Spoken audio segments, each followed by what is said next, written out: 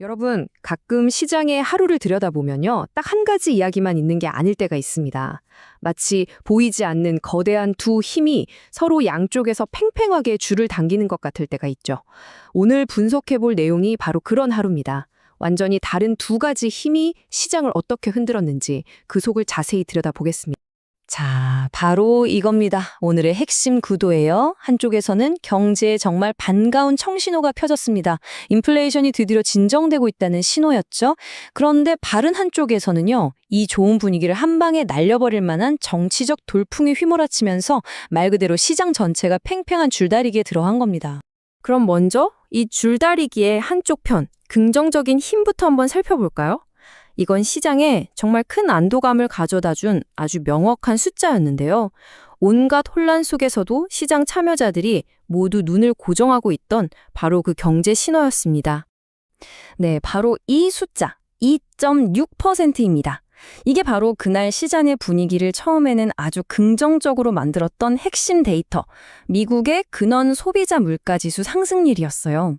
아니, 2.6%가 뭐 그리 대단하냐고요? 이게 무려 2021년 3월 이후, 그러니까 거의 3년 만에 가장 낮은 수준의 물가 상승률이었거든요.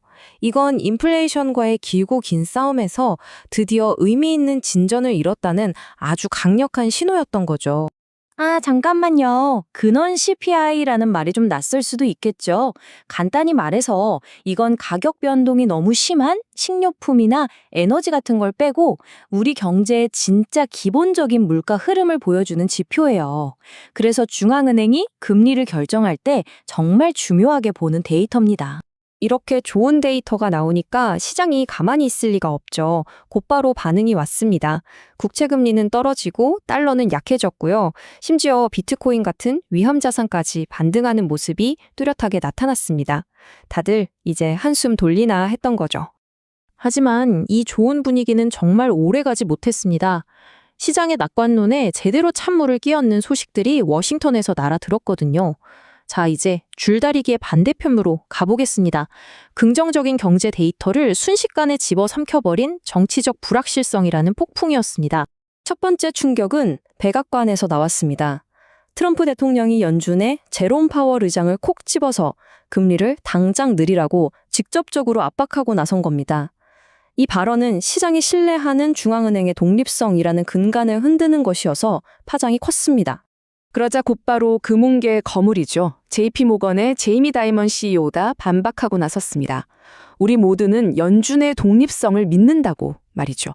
이건 단순히 두 사람의 설전이 아니라 연준의 독립성을 둘러싼 팽팽한 긴장감이 시장 전체로 번지고 있다는 신호였습니다. 근데 이게 끝이 아니었어요. 그날 시장을 강타한 두 번째 정치적 충격은 훨씬 더 직접적이었습니다. 바로 모든 신용카드 이자율을 10%로 막아버리자는 정말 급진적인 제안이 나온 건데요. 이 소식 하나에 금융주 전체가 공포에 떨었습니다. 자, 여기에 국내 문제만 있었던 게 아닙니다. 이란과 거래하는 모든 나라에 25% 관세를 물리겠다는 위협 같은 국제적인 긴장감까지 더해졌어요. 이런 불확실성이 커지니까 어떻게 됐을까요? 바로 유가가 2.6% 넘게 급등하면서 시장의 불안감을 키웠습니다. 자, 그럼 이 거대한 두 힘의 충돌이 실제 시장에선 어떤 결과를 낳았을까요? 정말 재밌는 건요, 하나의 시장 안에서도 업종별로 웃고 우는 게 완전히 갈렸다는 겁니다. 이 줄다리기가 구체적으로 어떤 기업과 산업에 영향을 미쳤는지 그 승자와 패자를 한번 만나보시죠. 이 표를 보시면 상황이 정말 흥미롭습니다. 똑같은 글로벌 이슈를 두고도 미국이냐 유럽이냐에 따라 결과가 정반대로 나타났다는 거예요. 예를 들어 방위산업, 미국에선 투자를 받아서 주가가 올랐는데 유럽에선 오히려 투자 등급이 내려가면서 하락했고요. 반면에 금융주는 미국에서 제대로 직격탄을 맞았죠. 이런 혼란 속에서도 확실하게 웃은 기업들이 있습니다. 오늘의 승자들이죠. 덴마크의 해상폭력 기업 오스테드는 미국 프로젝트가 다시 시작된다는 소식 하나에 5에서 6%나 급등했고요. 미국의 방산업체 에스리 해리스는 무려 10억 달러짜리 국방부 투자 소식에 주가가 12%나 폭등했습니다. 반면에 정말 힘든 하루를 보낸 기업들도 있었겠죠? 독일의 BMW는 중국 시장 때문에 투자 등급이 내려가면서 주가가 하락했고요. JP모건은 아까 말씀드린 그 신용카드 이자율 상한제 공포 때문에 하락을 피하지 못했습니다. 자, 이제 모든 조각들을 한번 맞춰볼 시간입니다. 좋은 경제 데이터, 그리고 예측 불가능한 정치 드라마의 충돌, 서로 다른 방향으로 잡아당기는 이 두 힘의 싸움을 종합해보면 과연 어떤 그림이 보일까요? 이 복잡했던 하루가 우리에게 주는 핵심 메시지는 과연 무엇일까요? 이날의 이야기를 한눈에 정리하면 이렇습니다. 처음엔 긍정적인 데이터 덕분에 이제 좀 살겠다는 낙관론이 피어올랐죠. 근데 곧바로 정치적인 변수가 끼어들면서 공포 분위기를 만들었습니다. 그 결과 시장은 한 방향으로 움직이지 못하고 섹터별로 완전히 찢어졌고요. 결국 누구도 이기지 못한 불확실성 속에서 하루를 마감한 겁니다.